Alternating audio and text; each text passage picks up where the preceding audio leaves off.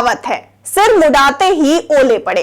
तो अब यही हाल कुछ रणनीतिकार से नेता बने प्रशांत किशोर का हो गया है, जिन्हें चुनावी मैदान में उतरने के साथ ही इतने यू टर्न लेने पड़े कि अब तो बिहार के लोग ही पूछने लगे हैं कि पार्टनर तुम्हारी पॉलिटिक्स आखिर क्या है।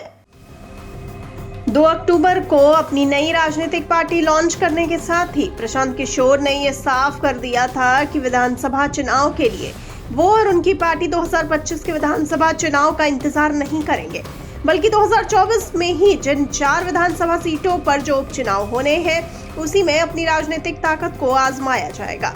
प्रशांत किशोर ने बिहार की 4 विधानसभा सीटों तरारी, रामगढ़, बेलागंज और इमामगंज के लिए अपने या कहिए कि जनसुराज के प्रत्याशियों का ऐलान कर दिया, लेकिन 4 में से 2 सीटों पर प्रशांत किशोर को अपने उम्मीदवारों में बदलाव करना पड़ा। पहली सीट है कैमूर की तरारी, जहां पहले लेफ्टिनेंट जनरल एसके सिंह को प्रशांत किशोर ने उम्मीदवार बनाया था।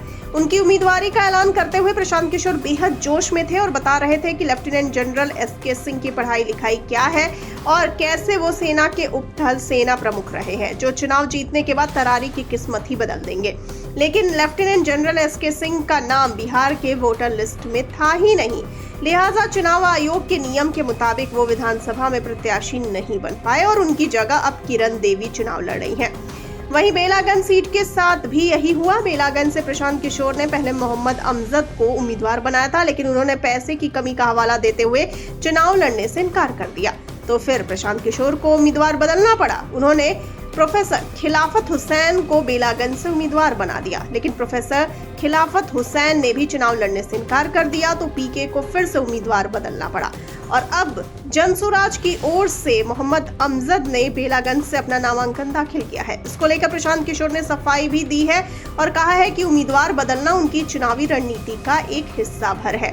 तेजस्वी यादव पर हमलावर होते हुए उन्हें नवी फेल वो बताते थे। उन्हीं प्रशांत किशोर ने बेलागंज से जिस प्रत्याशी मोहम्मद अमजद को चुनावी मैदान में उतारा है, उनका हलफनामा ही बता रहा है कि प्रशांत किशोर की राजनीति क्या है।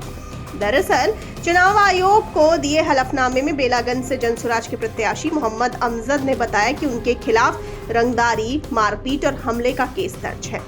अगर आईपीसी की धाराओं की बात करें तो खुद मोहम्मद अमजद ने बताया कि उनके खिलाफ हत्या की कोशिश तक के मामले दर्ज है और न सिर्फ बिहार में दर्ज है बल्कि झारखंड के बोकारो के बेलाडी थाने में भी उनके खिलाफ केस दर्ज है। बाकी उनकी पढ़ाई लिखाई भी हाई स्कूल तक ही है और इस बात को उन्होंने खुद ही अपने हलफनामे में कबूल किया है। आगे आपको बता दें कि अब ऐसे में प्रशांत किशोर से पूछा तो जाएगा ही कि पार्टनर तुम्हारी पॉलिटिक्स क्या है, क्योंकि बात सिर्फ प्रत्याशी के बदलने वाले यू टर्न की नहीं है, बल्कि बात प्रत्याशी के चयन की भी है, क्योंकि राजनीति में शुचिता की बात भी तो पीके ने ही कही थी। आपको क्या लगता है, आपकी क्या राय है, हमें फटाफट से बताइए कमेंट सेक्शन में और साथ ही जाते जाते इस वाले वीडियो को कर दीजिए लाइक और शेयर और चैनल को सब्सक्राइब करना बिल्कुल ना भूलिए। मुझे दीजिए इजाजत, नमस्कार।